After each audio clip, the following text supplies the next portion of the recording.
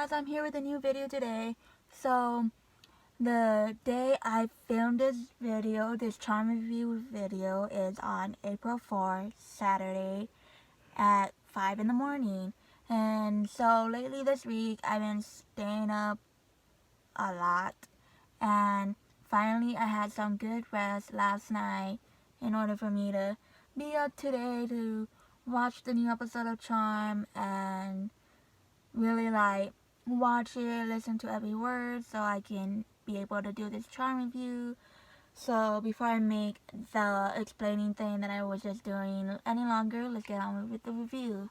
So when you play the episode, we first see like a recap of what happened.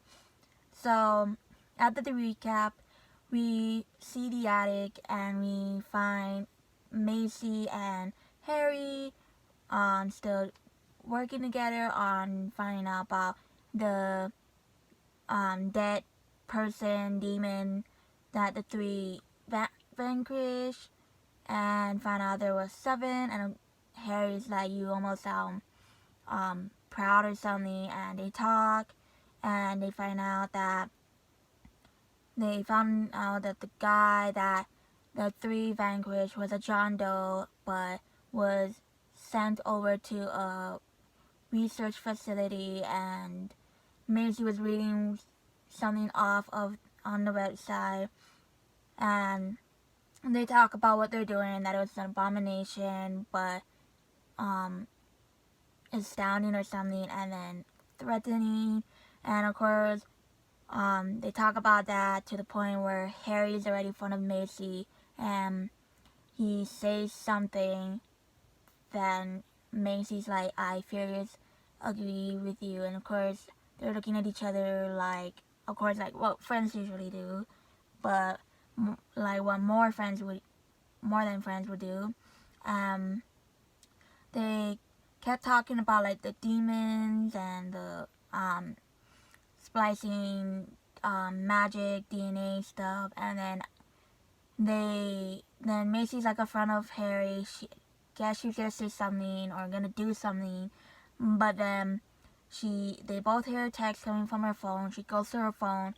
She sees that it's from Julian, and she groans like she was late for something or whatever. And Harry's like, bad news or something, and she's like, no, she was supposed to meet Julian for coffee, and she's 10 minutes late, and she says that she can reschedule, and Harry's like, no, there's always gonna be something that's gonna interrupt, go live your life and stuff. So he said that they can regroup after he comes back, and she said she'll come back in an hour, and of course both of them probably thought that he was gonna be back for them to meet in an hour, and so she runs to go get her coat on the chair, and of course Harry watches her run out. We see her finally meet Julian, but before she like fully goes sits in front of Julian was on a call with someone. Macy says she's sorry for being late, and Julian's like, if this is you playing hard to get, you are very good. And of course Macy was just explaining that she was just busy, she lost track of time, and Julian, being the nice guy, he's like, he says something, and then he's like, or there's someone else. She's like, no, she's just busy. And Julian's like, good, because I have something to give you. She looks what's in the blue box, and of course before that Mel and Maggie had like a fighting class practice with just like private fighting class practice with Jordan. So after they were done, they walked down the stairs, and they see that Julian was giving Macy a blue box, and of course they thought that he was proposing, because after that Macy, Mel, and Maggie walked to the entrance to the command center, and Maggie's like, did Julian Shield just propose to you? She's like, no, and of course she has to be sure it's no, and that Mel or Maggie said that they saw him give her a blue box, and she said, "You mean this?" And of course, Mel takes it out of her hand. Well, right after Macy takes it out, and she sees what's in it, and she turns it around and shows it to Maggie, and said that this means serious. And Macy's like, he is serious, and then she said that Julian wanted to be exclusive, and they wanted to keep it from her, and she wanted that for that to be like just only between them, that Harry can't know or something like that, and she didn't want anyone else to know. They go into the command center, and they saw like a alert, and they knew that a witch needed some help, and they go where she's at, and before they get there, the girl was running away from like these swarm of bees, and of course we wouldn't know what it was until after the three got there, and she said that, or they asked what happened. She said that out of nowhere some demons were after her, and of course they didn't know that the swarm of bees that was coming back again were demons until they went back to their like human form, or like just like their regular self form. And of course some of the demons were like on the ramp where they're not like putting their feet on the ground, and there was a group of them in front of the girls, but before they ran in front of them, Macy, I think it was Macy, said that she saved Nana, and then she's like, maybe not. And one of the demons came in front of the others and said, "You ruined my birthday." And he asked them to give his birthday gift back, and one of them said, "No, your play date's over." And of course they went back into the swarm of bees, and they were about to attack them, and the three hold hands together. They say the words they said in the last episode, and lightning just shocked them, and of course all of them just turned into this one guy that said it was a birthday gift stuff. And before he actually like fully vanquished, he made his red eyes come out, and he said, "You shouldn't have done this." And then we see Godric coming into Abigail's place. Abigail's like, "Godric, what did I tell you about barging in on tea time?" And he said that the Charmed Ones vanquished Alfie, which was the demon's name, and he was trying to get Abigail to get her head out of the loving witch's ass and stuff, and that they need to squander him and stuff. And then after that we see Harry on top of this building just looking in front of this other building that was bringing in dead people and stuff, and he records what he finds, what he sees, and he finds out that he can like orb in, and he records that. And then it goes back to the it goes back to the sisters going to the okay, now I remember. Now, sorry if I yelled, my bad. So you see the sisters go to Abigail's place, talking to her about the truths they were supposed to keep, that one of the demons got out of line, and Abigail's talking about vaccine and stuff, and Mel mentions that demons couldn't be trusted, and of course they went somewhere, and of course they go into this house, and they wonder whose place is this and stuff.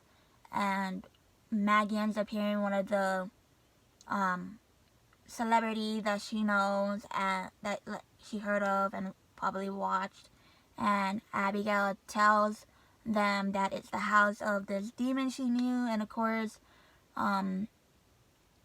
Maggie found, well, before she said that the people that the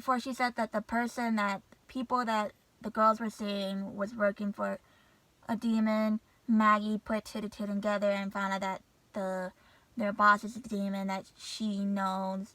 And they go to her, and of course she gets mad that Abigail brought the witches who killed Alfie, and they talk and try to like make a deal. And then we see Harry going to Jordan's gym, and Jordan's just wondering what is he there other than like if he's not lurking or anything, and said that he hasn't really gotten to know him. And he's like, what are you, a witch, a warlock? And of course Harry, he tries his best to hold it in, and he's like, oh, give me strength or something. And he tells Jordan that he's the White Lighter and that he protects the three, and that's the only thing he's ever gonna do is protect the three, help them out. And since he's like a friend with one of them, that he'll do the same thing with him by protecting him, have his back and stuff. And he tells Jordan about the building and that he can't get in because it's magical and stuff. And he asks Jordan for help. Jordan said sure he'll help. And Harry says that he has to be dead in order for they're going in to work. And so after that we see the girls.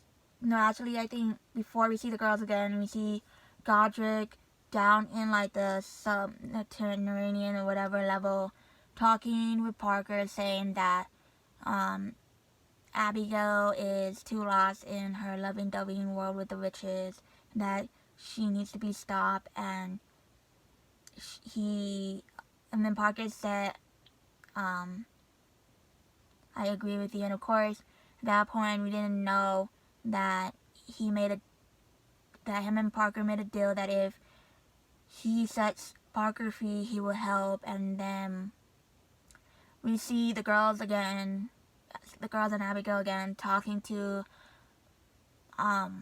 Lee, Lee, and said that if she helps them, Abigail will help her become the new like female leader and whatnot. And of course Lee was totally gonna help them up until Godric came in with just Parker, and he's like, I'm here for her head. And then Maggie's like Parker's like Maggie. And of course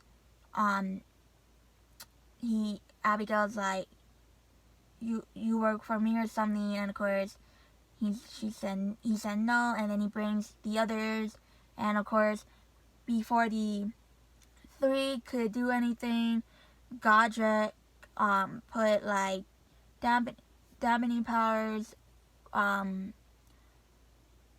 cuffs around them or just on their hands, and stopped them in their places. Sorry.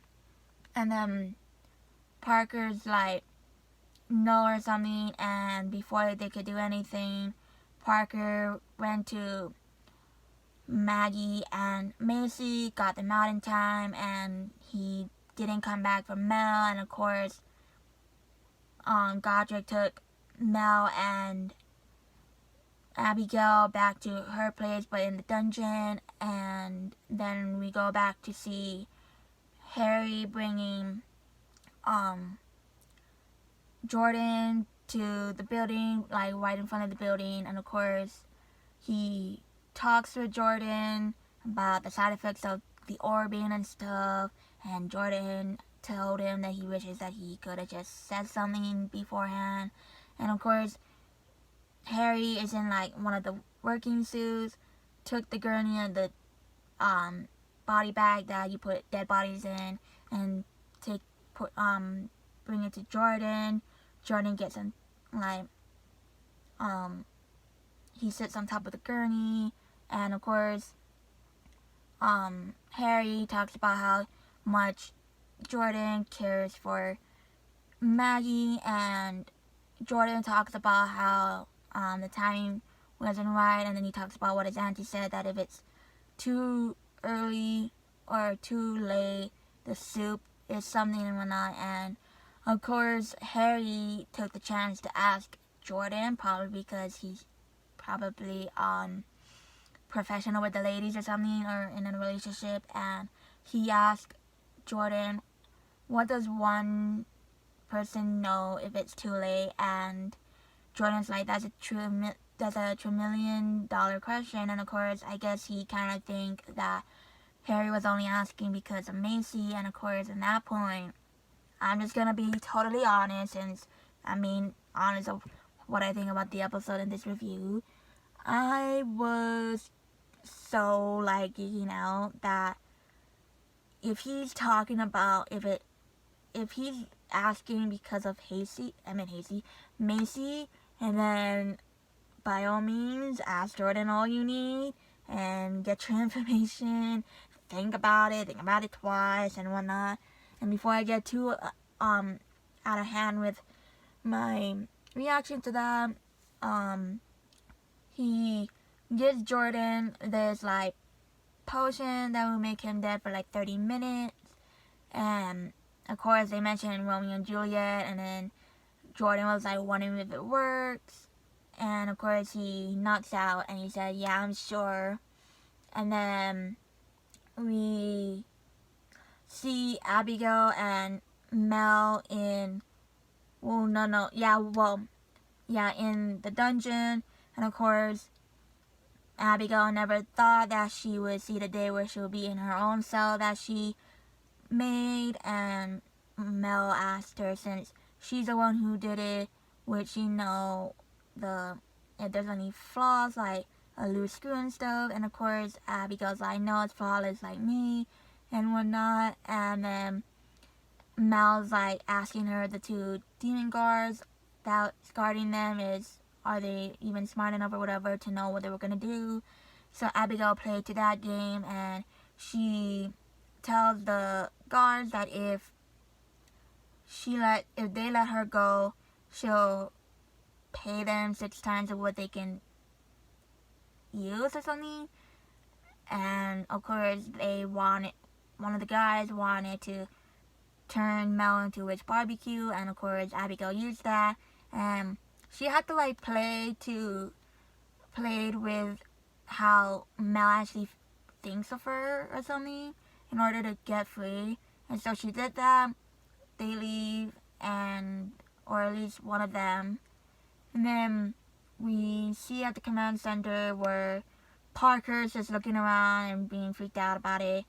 Those two are trying to look for Mel and Abigail, where they're at. And then of course Maggie, she doesn't want nothing to do with Parker, and she tells Parker that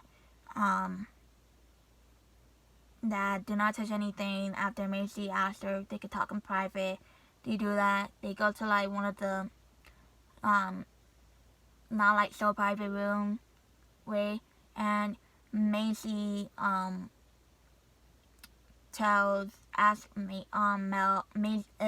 Maggie, that she asks Maggie something, and Maggie's like, I want nothing to do with it, or it's not complicated or whatever. And Macy's like, well, it is getting complicated because we need him. He knows the demon world so well. And Maggie's like, yeah, it is complicated or something like that. And then of course she tells and of course Macy gets a text from Julian, but before she tells Maggie that, Maggie asks if it was Harry. She said no, it's Julian, and complicated. And then the board ended up got like a really huge alert, and Parker's like, Maggie, Macy, you need to see this right now. And they're wondering why there was like a big like alert color bubble, and they found out that, and then they asked Parker what is that. He tells them what it is, and they find out that Godric is trying to make himself Overlord, and Parker's like, the only way he can be Overlord if he kills the old Overlord, which was Abigail and a charm one, and so that ends Mel. And then of course they rush fast to their aid, but before they do, we see back in the dungeon where Mel said if she sees that whatever she was calling Abigail and whatnot, and then out of nowhere, Abigail like stabs the demon who she was making a deal with, turns into stone stuff, and of course, Abigail told Mel that she was right about one thing, but she's not full broke or something. She takes the key, unlocks the cage, and frees Mel. They both go up, try to like get out of there, and of course Godric and the others caught her, and then finally, and then we end up seeing back at the building or facility in Idaho, we see that Harry is like taking Jordan's not so dead body into wherever he's taking him, and of course one of the employees stops him, needs the documents in order to process it and stuff. She said that I must have left them in the car, and of course he's gonna take Jordan, but then the guy's like, leave the meatloaf here, and of course he just used probably a food name for Jordan's dead body. So Harry just walks like a little bit. Then he turns around, see the guy leave with Jordan's body. Then he looks at his watch, said 23 minutes left. He goes around, he goes check it. He ends up taking off the work clothes he was wearing, but of course he wears it over his outfit, so it's a good thing he has that. He puts the work outfit into the work uniform, into the trash can. He looks around, and of course he opens the red door. He sees what's happening. He sees like monsters and whatnot getting transported and stuff to another shelf and whatnot. And then out of nowhere, Nadia came back. Nadia was walking, or came to him, or was just walking, but saw him. And of course, with Harry and Jimmy looking alike since they're like the same, she thought it was Jimmy. Of course, it's a good thing that they look the same, because if they didn't, Harry would have got caught. She's like, you're back. And then we see Jordan wake up. He's back at Seattle, but of course in his like probably dead conscious thing that he's in. And then we see like one of the cups or something gets like frozen, and of course we hear like a birthday song playing. Someone sing a birthday song, and Jordan was calling out for Harry, but then realized he wasn't there. And then he sees one of the dead witches, and of course she's like burnt, and then she has like a black colorful eye, but she has one regular one. And Jordan pleads with the witch to not kill him or anything, because he's trying to like balance something with justice. And then the ghost was like, I can either yank you out or pull you in with me. And then of course he asked her if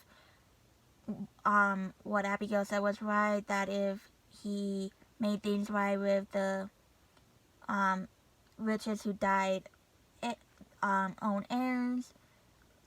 And she said yes, but you can't trust demons and stuff. And of course she ends up pulling Jordan out where he's back alive after telling her to warn the charmed ones.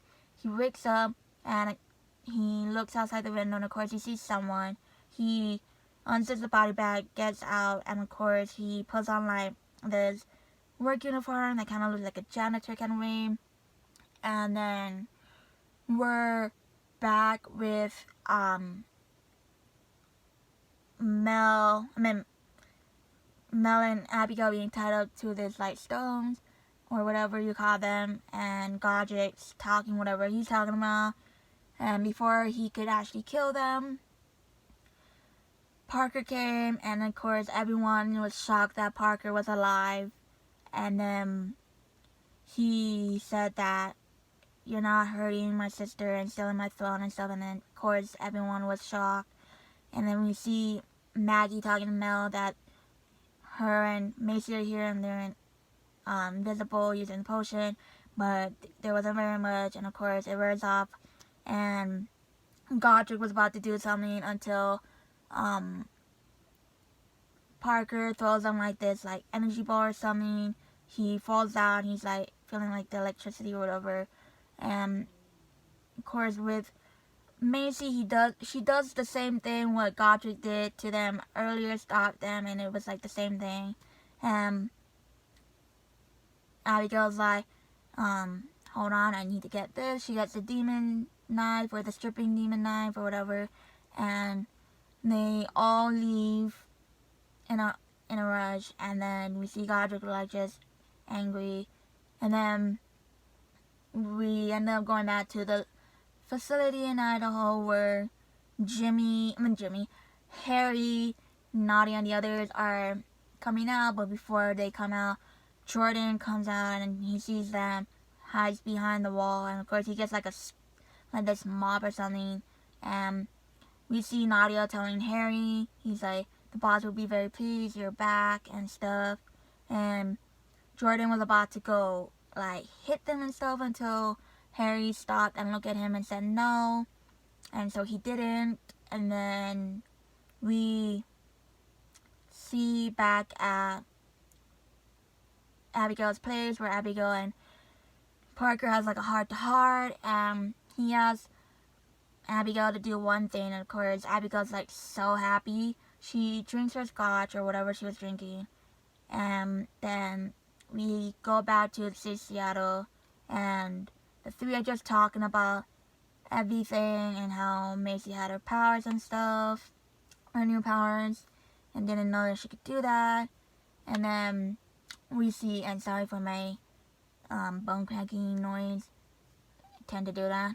And then we see Mel or Macy saying that witches we have company, and Abigail and Parker comes. Maggie turns around and says, hey. Parker said, can we talk? Abigail's like, I need a drink. They go talk, and Parker tells Maggie that he had Abigail strip his powers, and Maggie's like wondering, Maggie was telling him, but you need demon powers to keep you safe and stuff. He said that he wanted to be human all along, and that his dad was like a demon, selfish guy, that he had that all along that would have made him human.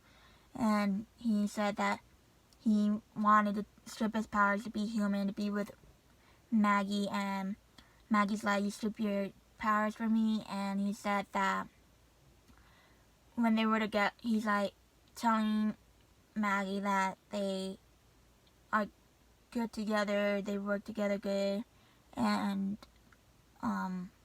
he said that the demon powers was the only thing that ruined it. Maggie's like telling Parker that even being human again doesn't like clean what he did, and she tells Parker that they can't be together just because they work well together. And she said that so many things happened between them after she found out he wasn't dead and whatnot. She tells Parker that she hopes that he tries more to be human, be good and stuff. And they're done talking, and then we see Mel and Abigail talk about the demon world and stuff, and Mel's like, who knows, probably you might not want to do all those demony stuff and come to the witch side. She's like, oh no, being evil is what makes her fun. And she said, who knows, probably she might be able to consider being like bi-magical, where she does both demon stuff and witch stuff. And then she leaves, and then we see Harry and Nadia in the car, and they, of course, Nadia tells the driver where to go, but in that privacy, that happens out of nowhere. Nadia takes Harry's face and kisses him and said, Jimmy, I miss you so much. And Harry's just like shocked, and that his Dark Lighter has like a thing with Nadia, who is doing like this splicing thing with magic, and she's like, how did you manage to get away or get out? And he's like, I have my ways, which is a good thing. He's a little bit more convincing as Jimmy sometimes.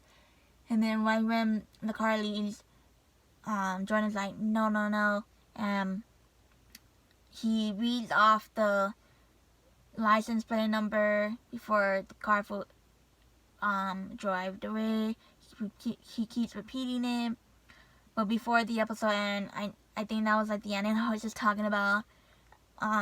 We see Macy out in the patio or something, in the backyard, looking at Julian's gift, and then takes her phone, then gets the gift, then looks at it again. Sorry. And then we see the sisters come in, and Macy's asking Maggie how was it with her and Parker. She said, you're right, it's complicated. And they asked her, has Harry text back or anything? She said no. He said that he was gonna check out the facility and come back, but that was hours ago. And they asked her what's wrong with Julian and stuff. She said that Julian's a good guy and stuff and whatnot, but it's complicated, and she doesn't know. She wants to tell Harry, and then she wants to tell Harry, but then they're friends again, and she didn't want to ruin that. And Mel's like, if he's too much of a perfect guy for you to date, then isn't that complicated and stuff? And of course, at that point,